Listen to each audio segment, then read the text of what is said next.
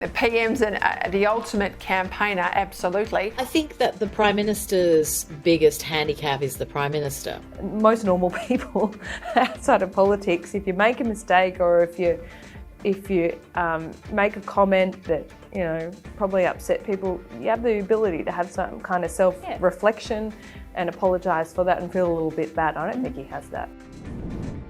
The ultimate campaigner he may be, but all of the polls in the lead up to May 21 have the coalition very far behind in its bid for re-election. So what's gone wrong for Scott Morrison? I think it's too hard to call. I think the PM's the ultimate campaigner, absolutely. But I think the Labor Party are pretty fierce on the ground with a ground game that's one of the best in the business. So we will see. I think the Prime Minister has nailed a pretty strong message with the idea that you don't know who Anthony Albanese is. Who is this guy? What does he stand for? And so I think that the coalition at this stage is probably winning the messaging war.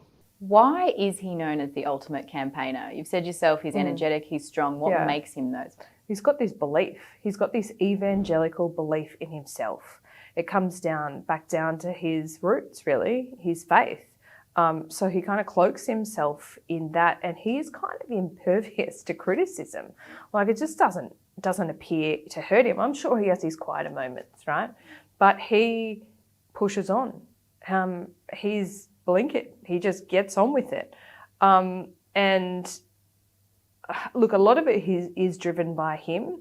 He has an office that I think fully believes in the brand that is Morrison, and he doesn't dither, and he has this amazing ability to spin something in a mistake into some kind of attribute. I admit that hasn't enabled Australians to see a lot of other gears in the way I work, and I know Australians know that I can be a bit of a bulldozer.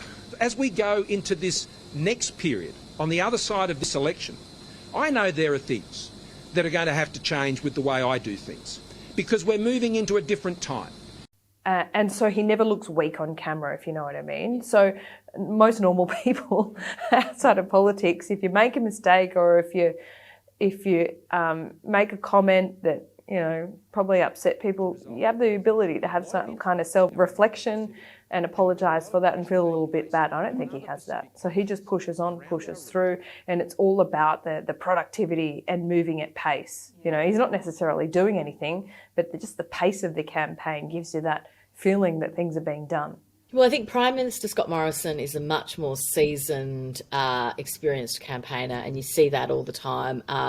You can make your criticism of how good a government he's run, but my God, he's good on an election campaign, right? I mean, this is what he's actually good at. He's a former state director. He's a former Liberal Party strategist.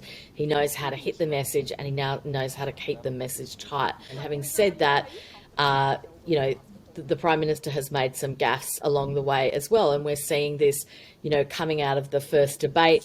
I have a 4-year-old autistic son.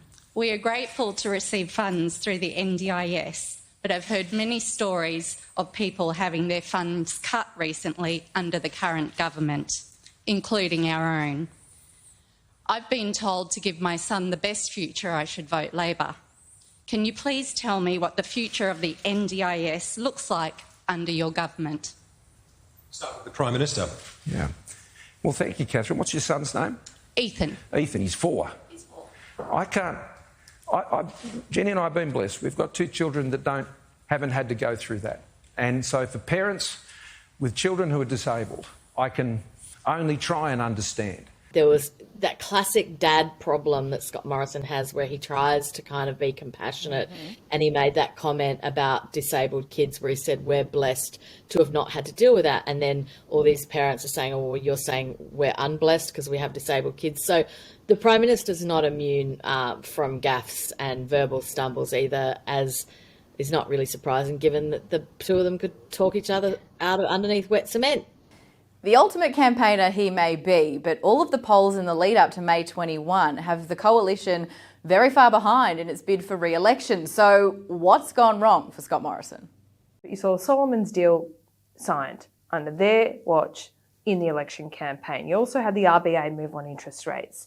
And I think they are the two things again, after the election, if the coalition lose this campaign, they'll be the two things that they'll point to as the moment it all kind of fell apart. So interestingly, potentially their traditional strengths are now, depending on what happens on May 21, could become their weaknesses. What are the other areas that you've kind of been like, oh, they've not been super strong, or they've really buried all those issues? Oh, they've buried a lot of things. I mean, climate is still a massive issue. The Liberal Party, the coalition in and of itself can't bring themselves to any kind of coherent message on it and what they believe in and where it's going. So the authenticity on that as a team decision on net zero isn't quite there. Well, I think that the Prime Minister's biggest handicap is the Prime Minister, right? I mean, he had the advantage at the last election campaign where the government looked almost a little fresh and new because they'd had another leadership change.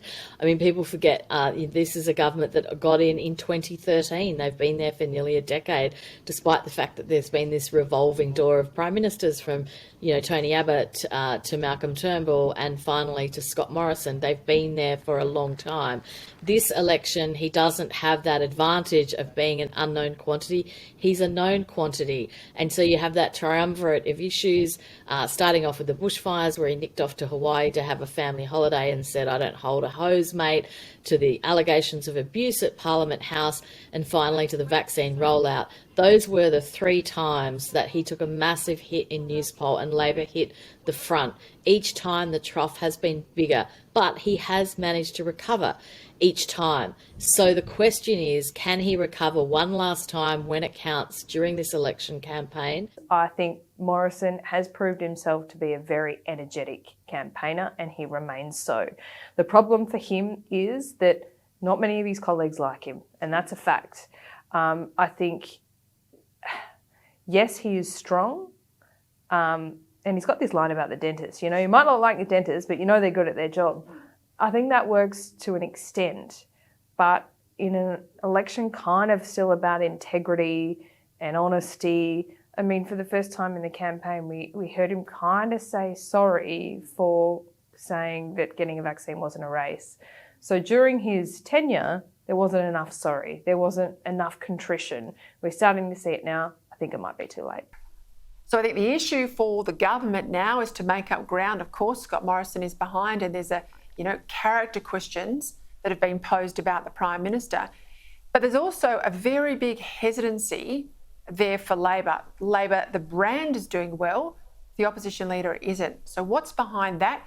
Can Labor rectify that hesitancy, or can the government amplify that gap? And with a very large undecided vote still out there up for grabs, who gets it will determine who wins the lodge. So can the ultimate campaigner pull off one more miracle win? Australia will deliver its verdict on Saturday.